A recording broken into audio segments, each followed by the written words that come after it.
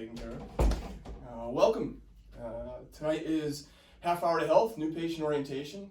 And as the title sounds like, we're going to be here about a half an hour. So if somebody wants to give me the hook at 3 o'clock, that's fine. Go ahead, let me know. We will cut things short. We're going to talk about chiropractic tonight. What it is, how it works, what can you expect, what goes on internally, what has happened with some other people that might happen to you as well. And if you have any questions, go ahead and ask. All right. You may want to save them to the end. I usually answer most people's questions as we go through. But at the end, if you have questions, I will stay as long as you guys want me to, and make sure you get all your questions answered. It is going to be a little bit active. There will be a couple active portions of the program, so participate. All right. We don't like rock formations. Okay, so feel free to move around. Feel free to talk. It's supposed to be nice and loose. All right. To get started, a lot of people ask me how I got into chiropractic. Well, I was a patient to begin with. I started off when I was younger. As a teenager, I had asthma, and I was the kid sucking wind, calling coach, I gotta get off the field. And so when I got into college, a friend of mine said, hey, why don't you go see my chiropractor? And I looked at him and I was like, well, how is chiropractic going to help me with my asthma? It's for back pain and headaches. And my mother saw a chiropractor for a headache, right? And he says, no. And he showed me some of the things I'm going to show you all tonight. And I started thinking about that, and it just kind of made sense. So I started getting adjusted. And about a year later, I threw away all of my medications. I was on a rescue inhaler. I was on a preventive inhaler. And again, I threw them all away. And I can count on one hand, since I was about 19 years old, the number of individual pills I've taken in that 25 plus years. All right, so I've been where you are. I kind of understand where you're coming from. Subsequent to that, chiropractic helped me get rid of a stomach ulcer.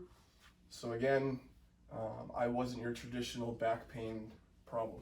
All right, and from there, things kind of took a life of its own, and that's why I'm here right now, because I've seen a lot of things with chiropractic, and so we're going to talk about those as we go through.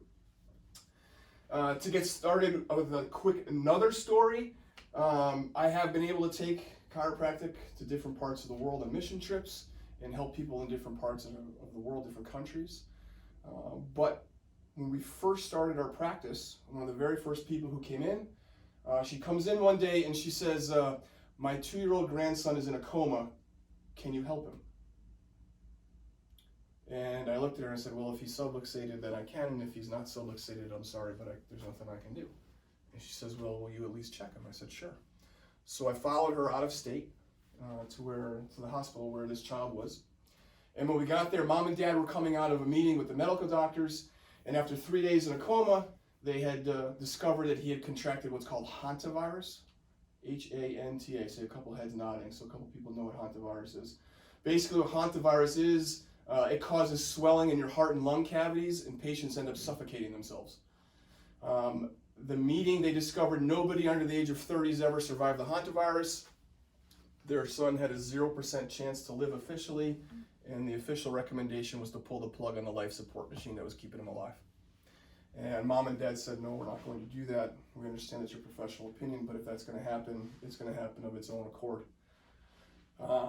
Dad looks at me and says, Mom, my mother says you're her chiropractor. Can you help my son? And I was like, listen, if he's subluxated, I can adjust him. What happens after that, I don't know. But if he's not subluxated, I'm sorry, there's nothing that I can do. He said, cool, like, do your thing, because we're all out of options. They say there's nothing else that can be done. I was like, okay.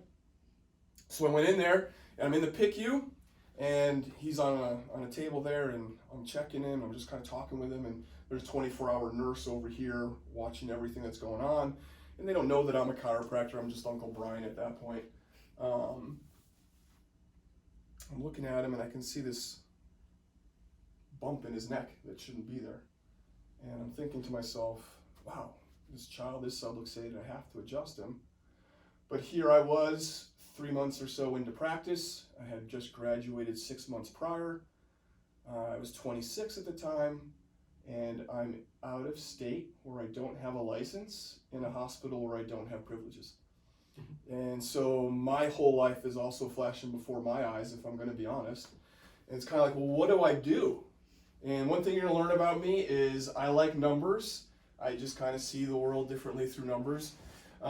Statistics Here's some stats that went through my head. 68% of the U.S. population is on medication, 20% are on 5 or more.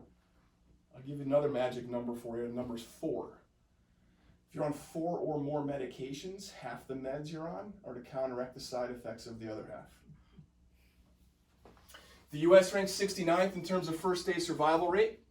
There are third world countries who have better health quotients on day one than the United States.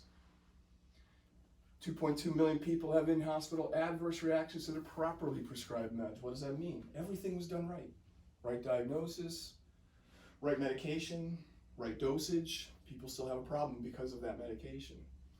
And then this is the one that gets me. The New England Journal of Medicine ranks us the 37th healthiest country in the world. The World Health Organization did the same study 3 times prior to the New England Journal of Medicine.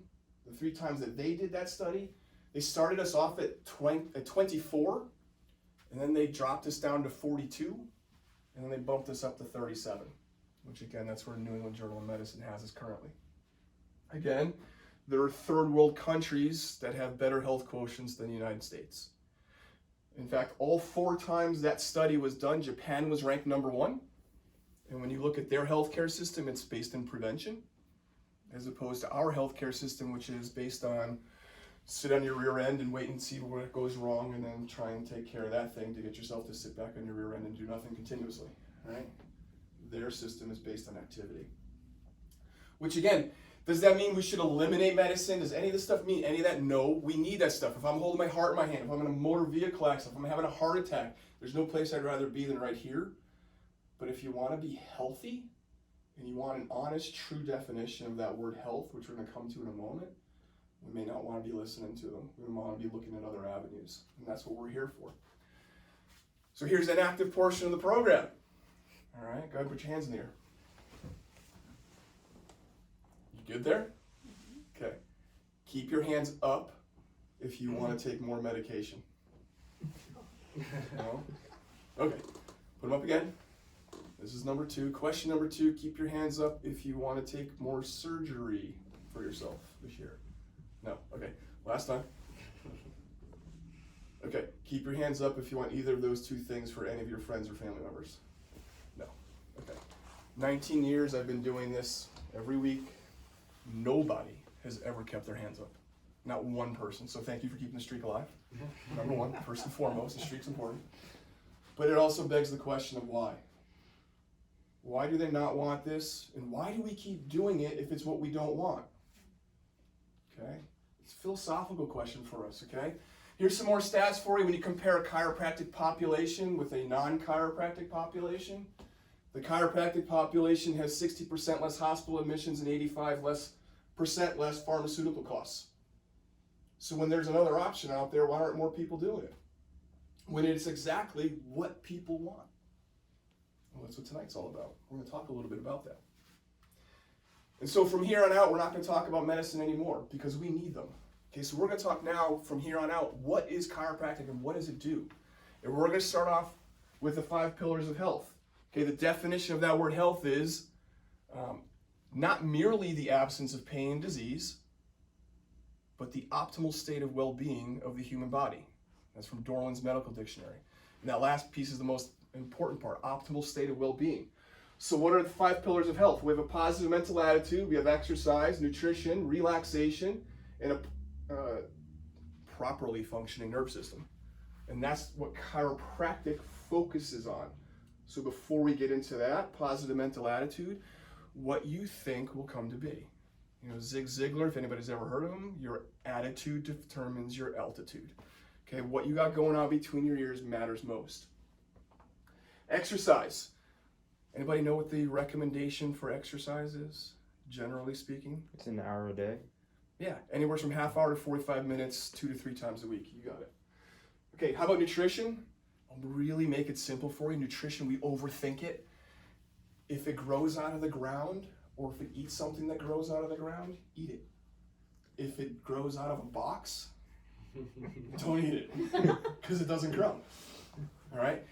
It's really, really simple. The more colorful you make your meals, the better it is for you. And then relaxation. For starters, relaxation is not binge watching your favorite show on Netflix. okay? Because the mind is still active at that point. You're engaged in something. Relaxation is actually doing something that helps you shut your mind down. Whether it's exercise or sitting out in the woods or sitting on a beach, everybody has their thing. Find your thing if you haven't yet. I'm not a beach guy. I'm more of a mountains and woods guy. You put me on a hike, I will go forever and I will be happy for doing it. And now for the rest of the night, we're going to focus on the chiropractic piece. So, when you were in your mother's womb, the very first thing that developed was your brainstem. Okay, your brainstem, if this is your brainstem is your thumb. It is that big, and it sits right here at the base of your brain and the top of your spinal cord. Off of that grows your spinal cord, and then your brain, and then all the nerves come off of that. And before you have anything else, you have a fully developed and functioning nerve system.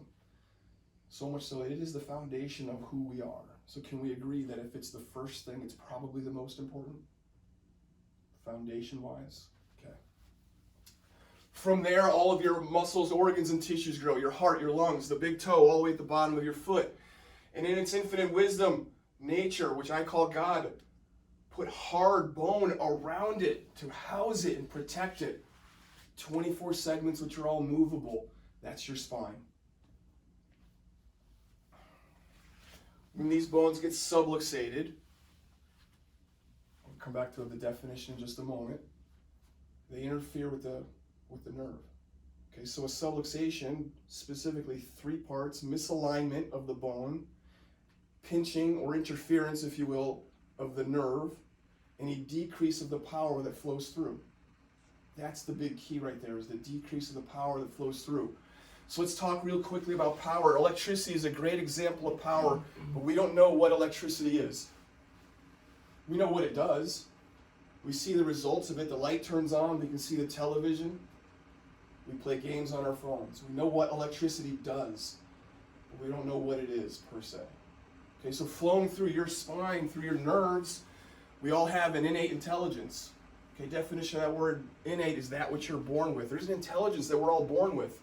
If you think about it, an infant, you don't need to teach it how to breathe. You don't need to teach it how to digest food. They come ready-made. They automatically do it. And even we as adults, we don't have to think about telling our heart to beat or telling our lungs to breathe. So if we had to consciously tell our heart to beat 60 times every single minute, could we do it? I'd forget to. Because sooner or later we're going to fall asleep. And we still got to keep it all going. And we still got to breathe 12 times every minute. So thankfully we have this intelligence inside of us that keeps it all going. I mean, I don't know about you, but I don't know how to break down the food that I eat. You know, yesterday's Christmas cookies, they're probably still sitting there if it was up to me. But somehow my body broke it all down.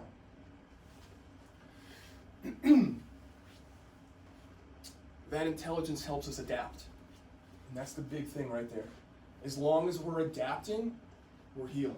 Healing is adaptation. Okay? That means change. That big ugly word, change, none of us likes. I don't like to change either. I'm very sedentary, set in my mind ways type of a person. But when we allow our body to change, when we allow our body to adapt, when we try different things, when we do things that challenge us, we have no choice but to either adapt or perish. And if you perish, well, you got nothing left to worry about. But when you're adapting, you're growing. Not only are you growing mentally, you're growing physically. Your body is going to change to do the thing that you need to do.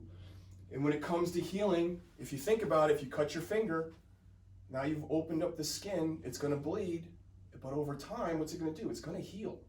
The bleeding is going to stop, it's going to scab, and that scab is going to fall off, and you're going to have brand new skin. Your body just adapted to the cut that you put on that piece of paper. So we've got to ask the question now, who could be subluxated? Because that's what chiropractors do. We detect and we correct subluxation. So who could be subluxated? Well, really anybody with a spine. So if you're a jellyfish, you got nothing to worry about. But if you're human, you could be subluxated. So when can subluxations occur? Who could have them? Well, the very first subluxations that often we all have is during the birthing process. See, we got a couple of mothers in here. So I'm going to dumb things down for the rest of the men in here, okay? When a child is born, the baby's head comes through the birth canal, and then it has to twist in order for the shoulders to line up and the rest of the baby to be pushed out and born. Twisting pressure is called torque, okay? A spinal cord can naturally withstand about 70 pounds of torque before it tears. A natural childbirth, if mom squats and allows gravity to do the work, produces 70 pounds of torque. But if you're born in or give birth to a child in a hospital, typically mom is lying on their back pushing up against gravity. That's more than 70 pounds of torque. So the most common way that infants are born is with forceps, which are basically large hot dog tongs. They clamp to the side of the baby's head, they twist, they pull. That's over 100 pounds of torque. And then there's vacuum extraction, which is just what it sounds like. There's a vacuum that sucks the baby out. That's 140 pounds of torque. And then if a baby was delivered via C-section, they cut mom open, they reach in, they grab the baby by the head, they sit the baby up by the head, they lift the baby out of mom by the head, then they cradle the baby. Now, I don't know about any of you, but, well, you're too tall. If I try to pick anybody else and try to lift you off the ground by your head, what would you do to me? Yeah, exactly. Right? You protect yourself, but that's how we allow our children to be born. Okay, so that's when the first cell luxation occurs, and we wonder why mothers are told their infant has a failure to thrive. That's a big buzzword in prenatal and natal care right now, where they have a low APGAR score. Okay, children should nurse. It's very simple. They do it automatically. It's a reflex. We get mothers who come in there, they tell us, my doctor said my baby won't nurse. We adjust their atlas, which is the top bone in the neck. I didn't talk about that earlier, but it's the most important one because it protects that brainstem. We adjust that atlas, mom goes in the other room and baby nurses. It's that simple. Because it's a reflex, it's ready-made. You take that same child, and they grew up, now they're school age. 6, 7, 8 years old. And what are they doing? They're running around, they're tripping over everything, they're playing football and soccer and dancing, they're falling off of horses, and they're wrestling with each other. And they come inside, and what do? They take the Superman dive over the couch, and they hit their head on the armrests on the other side, and they jump off of swing sets and rock walls and anything else they can do flips over, right? I don't know about you, that kind of sounds like my childhood too, right? You know, we had skateboards and stuff too, right? Childhood really hasn't changed a whole lot, but all that stuff causes those more cell luxations in that spine. We wonder why things like childhood diseases are on the rise. There's a whole field of study, neuroimmunology, the connection between your nerve system and your immune system. Your immune system takes its cues from your nerve system. Your nerve system is the sensory system. It says, hey, go over there, we got a problem. It has nothing to do with a lack of vaccinations or lack of medications or any of that stuff. It simply has to do with how strong are you in here. Because if you're strong enough in here, you can fight off anything. You take that same child now and they grow up and they're a young adult, 18, 19, 20, 21. You guys know what the most common diagnoses are for that age crew? Anybody want to take a guess? Trauma. Say it. Trauma? Close. 3 or 4, I forget which, but close. No. Numbers 1 and number 2 are anxiety and depression. I actually have it backwards, it's depression and anxiety. And so we get that age group, get put on antidepressants, anti-anxiety medications. And the side effects of those are murderous and suicidal intentions are number 1 and number 2. You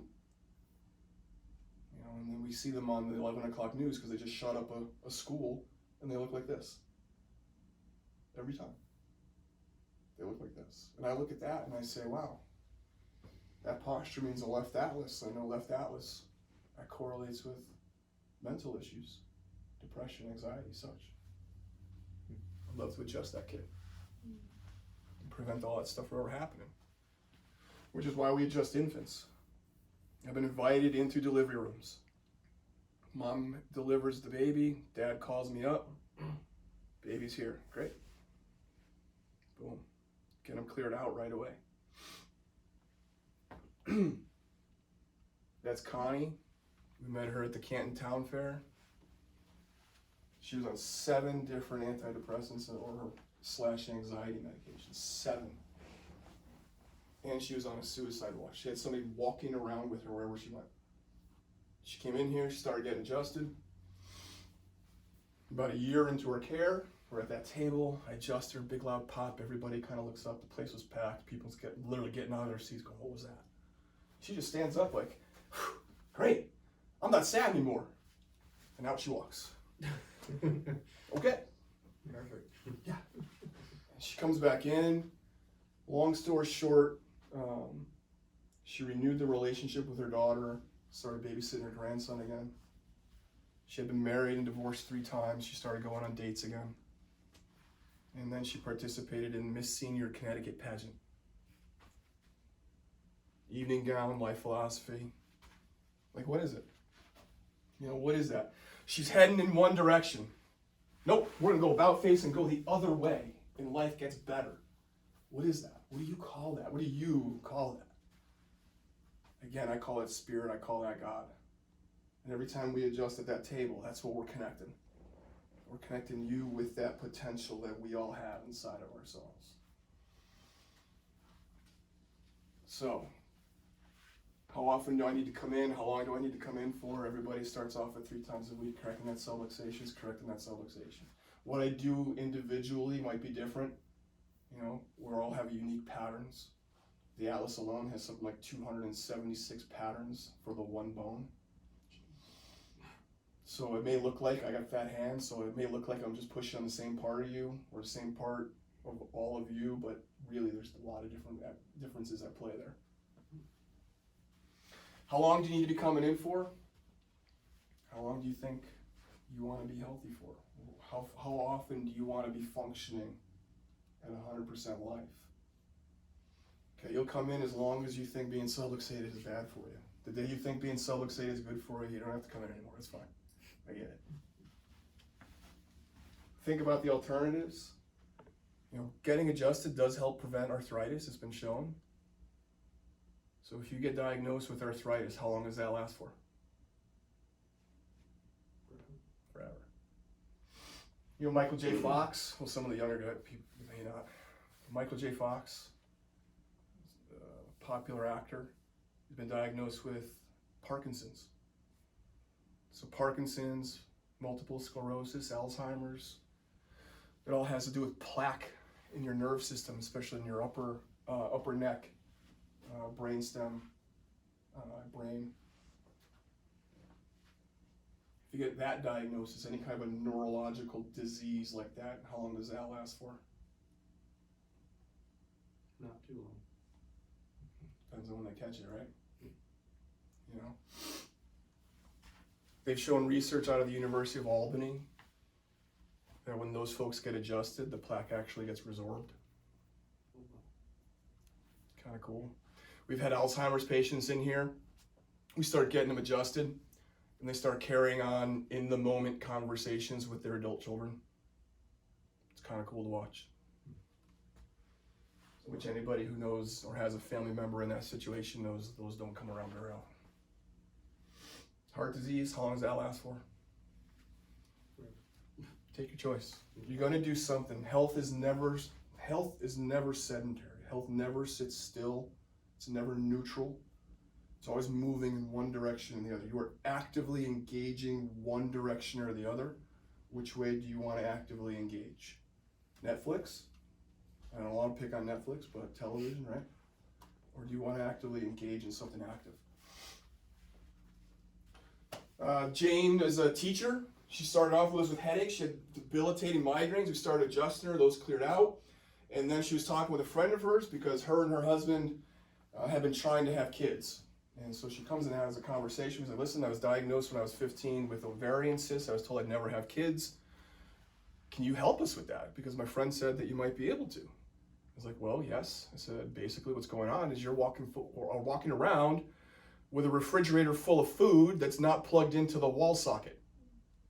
And she just kind of, Best thing we could. So again, we just started adjusting her a little bit differently, and 9 months later, they had number 1. And then a couple years later, they had number 2. All of their own means, after spending tens of thousands of dollars on fertility treatments. So here's something we need to talk about. It's called retracing. Okay, retracing. What can happen? Doesn't happen with everybody, but we talk about it because it happens enough. Is that healing is cyclical? Okay, so healing is cyclical. As you come around, you're gonna get better. You're gonna plateau, and as you come around, you're gonna get worse, and you might even experience the original symptoms that brought you in. And if that happens, it's okay, because what happens is the cycle continues, and then you start getting better again. And every time it happens, the worst part gets shorter and then ultimately goes away. And when it happens, people typically will go through it 2 or 3 times and then it's done. So if it happens to you, don't be alarmed, it happens. A couple last little things for you here. It is called an adjustment. Okay, it's not a manipulation. It is different from what happens in physical therapist's office and osteopathic offices. Manipulation, for example, is a gross movement. I just manipulated my elbow. Okay, its only purpose is to relieve pain and improve range of motion. So let's talk about pain real quickly. Okay, if I'm walking here, I trip and I fall and I sprain my ankle, it hurts. But why does it hurt? What's the message? Manipulation. Right? No, what's the message the pain's delivering us? Injury. Injury. Oh, yeah. And if I walk on it, what's going to happen? It's gonna hurt. It's going to hurt. Say again. Hurt, yeah. Hurt. But what's going to happen to the ankle? Oh, inflammation. More inflammation, more damage. Mm. Right? You hurt it. It hurts. Tells you not to walk on it. But walking on it is going to cause more damage. Right. So what are we trained to do in America? Go to CVS, pop Tylenol, so that we can walk on it, not feel it, and cause more damage. Right. Think about that. It's no different than if a fire alarm was going off in this building and we go and cut the wire. That's an annoying alarm. I don't want to hear it anymore. And then we burn down with the building. All right? Fair enough. Same thing that happens if we pop in a Tylenol. Okay, now you're just going to, hey, yeah, you can walk on it. You can go play football.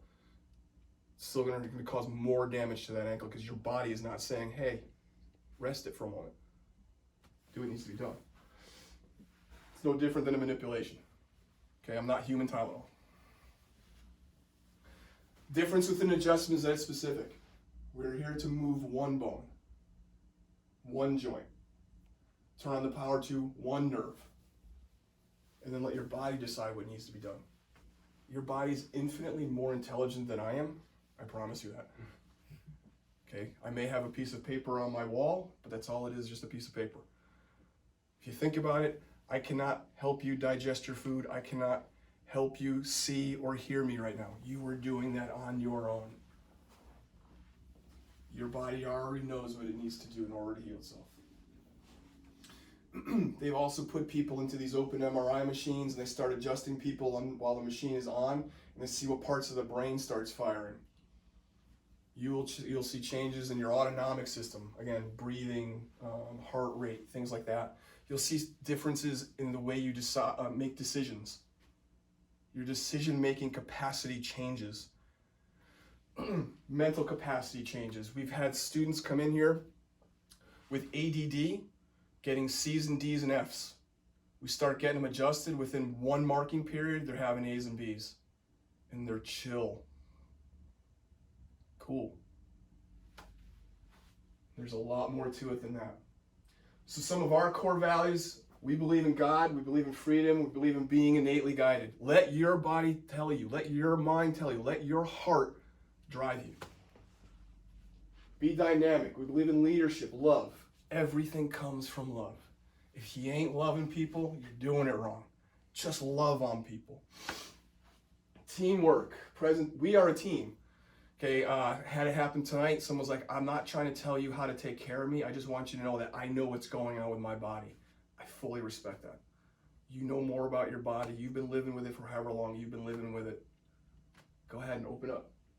Present time consciousness, relationships, everything's about relationships. Keep the relationships you have close to you. Okay, how do you know How do you know that you love your spouse? Okay, how do you know that? Not how do you think it, how do you know? Because that's what we deal with here at the table. That's what we're working with. Diseases like cancer, heart disease, Alzheimer's, subluxation, they don't wait, they don't care about your age, race, religion, gender, sexual orientation, or anything else that you can hear about in the news. It'll affect every one of us the same. So take care of yourself, including your financial situation. It doesn't care about that either. Do the things that are necessary to be healthy, be well. This is your foundation, because we take care of your nervous system. We're the only thing that's been shown to do so. Ask yourself the question, what are you worth? Are you worth a monthly cell phone bill? Because I know what my cell phone bill is with 3 kids. 3 teenagers, no less. I'm sure a couple of you guys already know that too, right? My favorite car, I'm a big Lamborghini fan. Are you worth a Lamborghini? Because I want my body to function like that Lamborghini. Nothing wrong with Toyotas and Hondas. They'll get you from point A to point B. They're very reliable. And when they break down, they're pretty cheap to fix. But give me raw power and handling any day, baby. Any day. And that's how I want my body to function. I have my big, hairy, audacious goal is to go skiing on my 100th birthday. My oldest son looked at me and said, Dad, when you turn 100, I'm going to be 70. How am I going to get down the mountain? Not to mention my birthday's in May. So I looked at him, I was like, well, we're either going to Tuckerman's or we're going to Chile. So we'll plan on Chile. And I said to him, I said, I don't care how you get down. All you got to do is get me to the top and push. Because what happens after that, I'm good. You can figure the rest out on your own. But what do you want your life to look like? Because that's what it is. It's all up to you, how you want to do it. I can't make you do anything. Picture yourself 6 months from now. Where do you want it to look like? What do you want your life to look like? Because I'm here to help you do that. So there I was. I'm in the PICU. I'm looking at him. I see a bump. I look over at the nurse. She has her head down, taking notes. I reached in and I adjusted him. And the moment I did, everything starts beeping. So she gets up, she checks the computer, she checks the life support machine, she comes over to him, checks his leads, kind of shrugs her shoulders, and she looks at me and she says, what happened? I don't know. You're the nurse, you tell me. And she was like, oh, okay. And she goes over, sits down, taking her notes. Take another peek, check him again, no more subluxation, it's cleared out. Okay, I've done everything that I can do here. So I went home. Next day I get a phone call from his grandmother, who's our patient. Vinny's vitals are up 10%. Yesterday, the life support machine was doing 100% of the work. Today it's doing 90, he's doing 10. Cool. Day 2, 20%. Day 3, 30%. And then 10 days after that or so, they discharge him from the PICU. 10 days later, they discharge him from the hospital. He's the first person under the age of 30 to ever survive the hantavirus. They kept going back to that hospital because it was a teaching hospital. Why did this child live? What happened? And they couldn't figure it out. They still can't figure it out, which is fine. And the thing is, if his grandmother hadn't thought to have said something, what would have happened to him? He wouldn't be here right now. I could never do what medical doctors do, especially pediatric doctors like that. In those ICU situations, not only do they have all the research and information behind them, they got the life experience. They pretty much know what's going to happen in a situation. I could never do it. So I hope they are blessed for doing what they do and helping people through the problems that they help people through. But they don't know everything. They don't view the body the way that I view the body, the way that other chiropractors view the body. It's the same body, same physiology, same anatomy, but what we got going on up here is different. And that's why we're all able to help each other out and help our patients.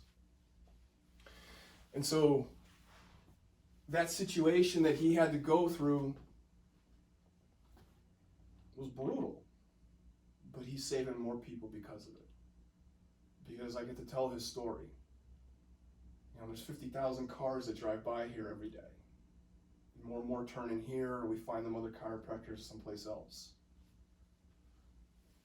So if you know somebody who's thinking about it, tell them that story. Because that's the potential that we all have inside of ourselves.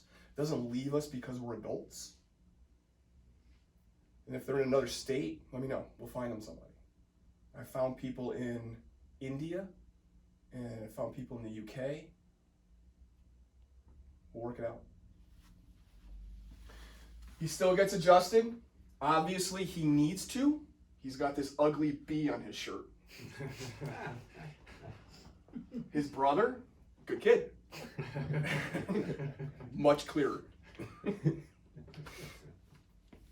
So we have fun while we're at it. It's not all serious all the time. We enjoy what we do. And then you can see the one in the middle. This is their cousin, doesn't care about either one. Couldn't care less. Just wants the cake. That's right. Exactly. So I will stick around for any questions, but that concludes our program tonight, and I hope you all learned something.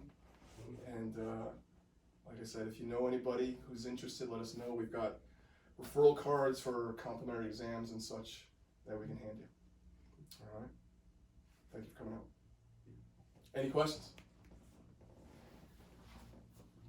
What's the definition of what sublux? Subluxation. Yeah.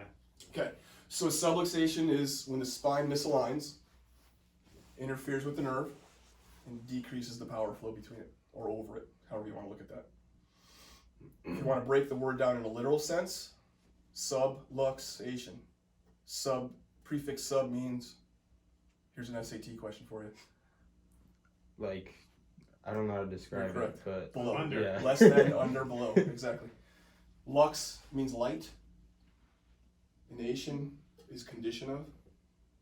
So you have a condition of less light. Where? Inside of you. Remember, darkness is always overcome by light. Darkness does not exist where light exists. Well, it goes back to the electricity and stuff like you were saying. Mm-hmm. That's- What else? I got a kind of weird one. But have you ever adjusted an animal? Yes. You have? Yes. Oh, cool. Dogs primarily. Yeah. Yeah. Yeah. I'd be happy to help you with that one. So I'm not a vet. Yeah. But dogs and cats especially, spines are analogous to humans. I mean, we've seen dogs who were paralyzed from the hind side down get up and run across the deck. Just goes like that. Just changed one nerves. adjustment, Oh, boom! wow. That particular one, I mean, he yelped, he picked his hind side up and ran. And his owner was just like, he hasn't run in years. Wow, that's awesome. It's cool. Yeah, that's wild. And we've had people bring their dogs in. We had one recently this year with kidney issue. And kidney issue just cleared out. We adjusted it. But they brought it back to the vet and like, I don't know what you did, but there's no more issue, so take the meds off. So yeah. Yeah, I was gonna make a comment about that. Like when I came in earlier, I said like, "Oh, I had the medicine, but I didn't want to take it till I saw you." And you're like, "Nah, don't do that." You usually don't have to. There's a time and a place for everything. Yeah. And when you do need the medications, getting adjusted helps the body's absorption of it so that it works properly Fair enough. and works more efficiently. And there's definitely times when you want to be taking medications or you want to have a surgery, you know, and well, we do our best to keep people away from that. So yeah. Well, that was kind of my thoughts anyway. But. Sure. Yeah, Mark. So what are the potential risks of being adjusted? Good question. Not many people ask that one. They're actually very minimal. So yeah, there's an obvious risk for fractured ribs and things like that. That's the most common thing that occurs. Statistically, the average chiropractor will break 3 ribs a year. Wow. In 19 years, we've only broken 1. There you go. So we're doing pretty good. The most serious risk, in my opinion, is not a risk, but the state requires us to talk about it, and that's stroke. Again, the risk there is 4 per 100,000. Oh wow. So 0.0004.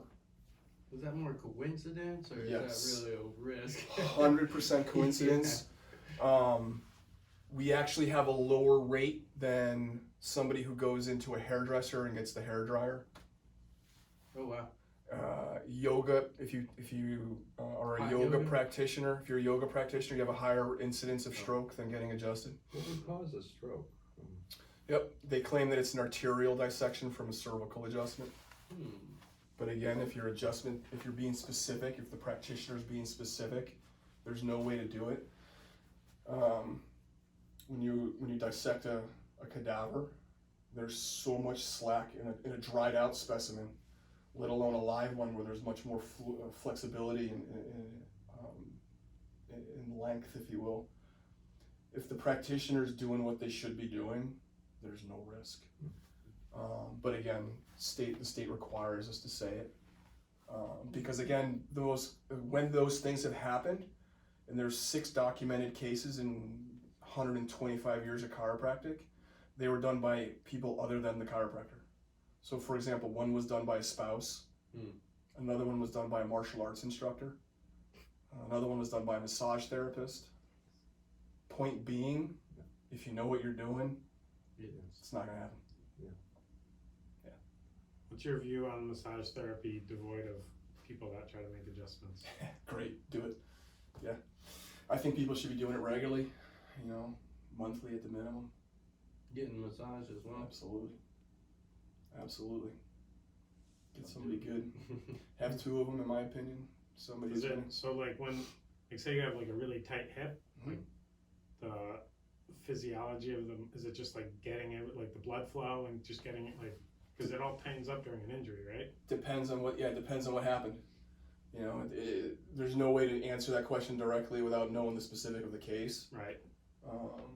So again, they may need to just get adjusted, and maybe the joint then needs to be opened up. Could be a neurological situation because muscles don't function on their own. They're told what to do by your brain. And again, everything that we do is preceded by a thought. Even if that thought is catch the football, like you have to think about it before you actually do it.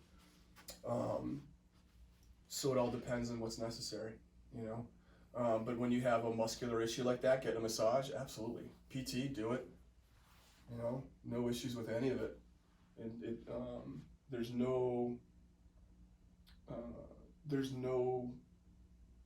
nothing that's requires you to do one or the other. Yeah, I think a good way to put it might be like the whole like divided, we fall, united we stand. I don't know if that kind of makes sense. Yep, exactly. Like you were saying, medicine is like preventative care, but like you do need medicine. That's right. But, That's right. if you go to the chiropractor, it can prolong that medicine at least. That's right. I send people to PTs all the time. Right. I get plenty of people in here like, this is not a chiropractic case. You need to go out and really work with a couple of the PT offices in the area. And they love me because most chiropractors are trying to do a little bit of everything instead of focusing on what they do, which is adjust folks. So I got no problem saying, no, this isn't what I do, as opposed to trying to make a buck. So you can't, so in the potential risks, you mentioned the ribs, the possible, but not injury of the spine? No. Yeah, I noticed that. It's like, Nope. interesting. Again, it can, in order to, for example, fracture a bone, you have to have, again, that 70 pounds of torque to dislocate it. I can't generate that much force. And I can say that with confidence because part of our training is that we actually have to adjust on a machine that measures how much amplitude, in other words, depth into the spine, as well as how much force we give into it. And again, you need 70 pounds per 70 psi, so 70 pounds per inch. And I maxed out at 25. So for me to get from 25 to 75, I gotta find a way to generate another 50 psi. Most adjustments, we want them around 3 psi. Oh, really? Wow. Anything above that is unnecessary. It felt like a lot more than that. It does feel like a lot more than that. Yeah. Yeah, and I'll tell you what, I've been at seminars and I've literally watched chiropractors jump up to thrust on colleagues of ours because they were just that jammed up, and that's how much. And they get up off the table like, "Oh, that was awesome." Right. So my point here being is like to get to 70 pounds at torque, you need to generate some force. Yeah. It's not gonna happen. So again, the people who are out there spouting that stuff, they're trying to instill fear into people. That's the only purpose. Makes sense. That and it shows their lack of education.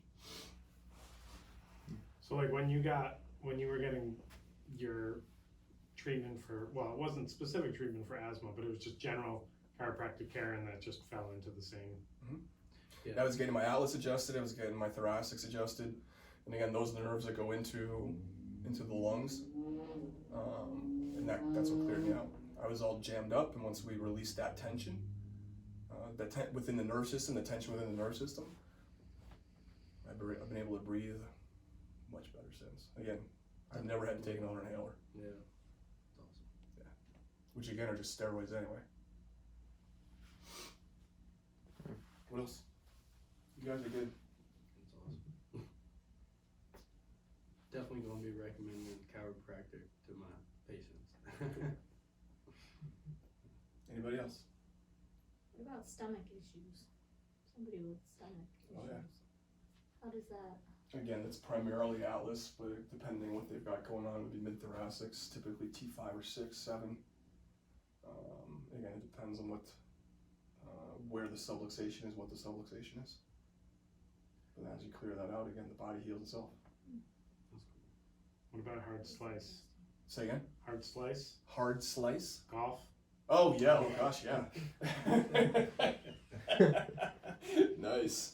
You got the 90-degree variety, or? Sometimes worse. Yeah, those are much more fun because that's all between the ears. 100% between the ears. Maybe helps a little. Yeah, that'll help a little. Stand a little more straight. Yeah. Well, we can get the swing lined up then. Yeah. The rest of that is that's up to you. That's Square up at impact, man. Cool. Anything else? Jokes, answers, otherwise? Yes? So it can take up to like 6 months to see results? It can take Or- upwards of a year even. Okay. We had one gentleman in here with sciatic pain. Took him 18 months. But in the process, he stopped wearing glasses. Oh, wow. He was a truck driver, and he didn't need his glasses to read exit signs anymore. And then he was on 2 different blood pressure medications, which he took himself off of. Because he would go home. He was an interesting case because he would check his blood pressure at home, come in, get adjusted, go home and check it again. And on the average, he dropped 20 points. And there's actually research out of the University of Chicago that says exactly that. But again, he took about 18 months to see a change on his film. He gradually improved throughout the process, but again, as a truck driver, like, he's bouncing around, he's slinging things on and off the That's truck. not Like, the- what's the lifestyle? You know what I mean? It's hard, yeah. So yeah. But most people, 6 to 12 months. So would you recommend treatment even if like someone hasn't had an accident or injury or is experiencing pain or Yep. problems? Has nothing to do with your symptoms. Sounds like Yep. it's a Yep. more of a, just a preventative health issue. 100%. Yep. That's like saying I'm only going to go to the gym when I'm hurting. You know, I only go to the dentist when I have a cavity. It's like getting an oil change. Bingo. I'm going to wait for the oil change until my engine seizes up. Wise idea. Exactly. Get the oil change. That goes back to how medicine that works right now, though, Right. which is sad. But Right. very true. So yeah, so symptomatic versus asymptomatic doesn't matter. Again, lifestyle maintenance is recommended at once a week. Yeah. And how long are you going to do that for? As long as you feel it's appropriate. It's your decision at that point. I still get adjusted every week, and I have been since I was 19. Who adjusts me? Just you? Sorry. Yeah. Yeah. My primary chiropractor is in West Hartford, Oh, cool. and then when he's on vacation, I got a couple other friends and colleagues that I can go to. Trying to get us together to You different cleared stuff. up elbow pain? Yep. I was just thinking, like, that's probably the most nerve-wracking adjustment for him, doing it on another chiropractor. Like, oh, I hope I do this right. No. Just go through your process. Yeah, exactly. Yeah. So yeah. Anything else? I appreciate you. Thank you very much. Don't do Y'all it have a for good me. night. Very good. Hope, like I said, I hope you learned something. And I did. if you have any other questions, don't be afraid to ask later when we're at the table. All right, ask away. I'll see you on Wednesday. We'll see you Wednesday. Very good. Thank you. Thank you. Thank you. You're very welcome, everybody. Yeah, take care.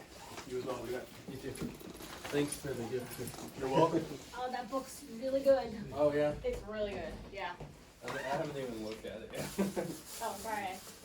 Oh, no, you're good. I was just. You see what Oh, it's a book. Great. Take care. All right. Good night. Yeah, that was really, actually, that book, that was really good one. That's a great presentation. Yeah. Cool. Really interesting. Very informative. Yep.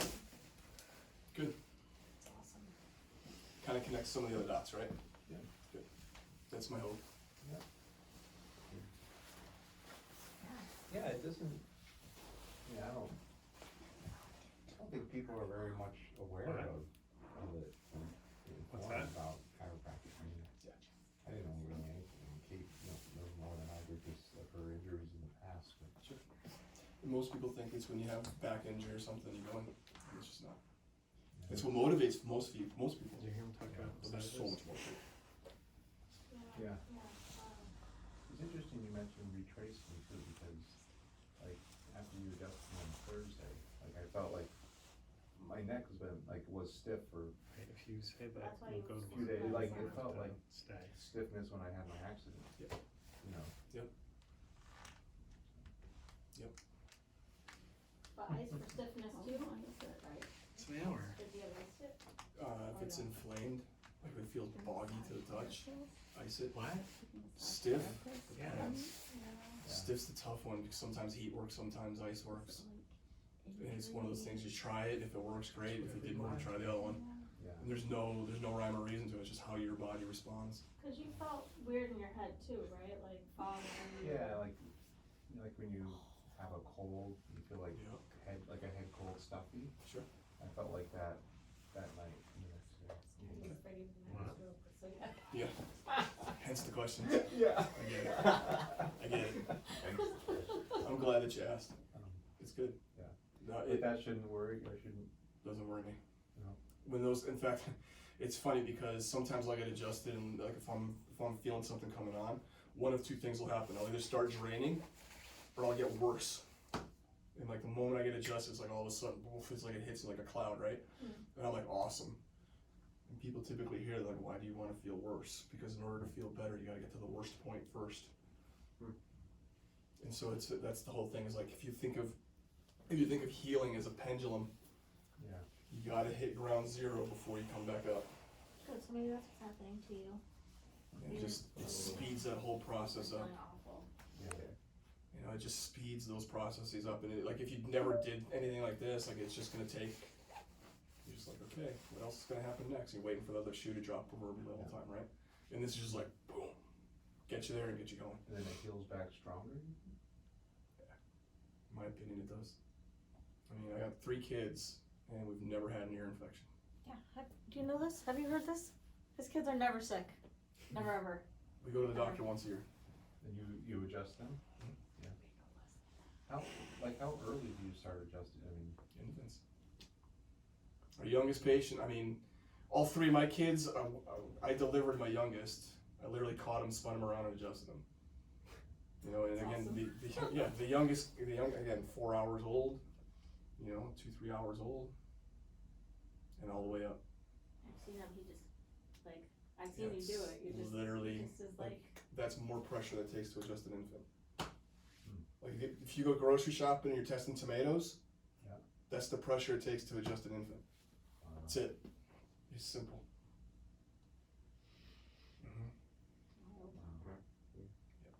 who even knew? Okay. Very cool. Thank you very You're much. very welcome. Thank Do you have any other questions on that? Yeah. Okay. I'll see you soon. Thank you. I'm gonna charge you from that. So nice to meet you. I That's know. so What's your funny. name again? Kate. Kate.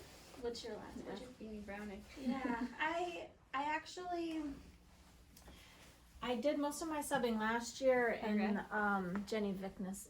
Oh yeah. Vickness's. Yeah.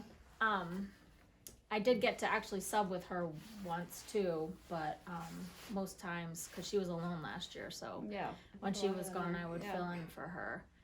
And then I was with Aaron a couple times, and we worked together the 2 years previous because they were the 3-year-old class, and then we were with the fours. Right. So yeah, but I cried. I cried so hard when I left that job because I just knew it was not.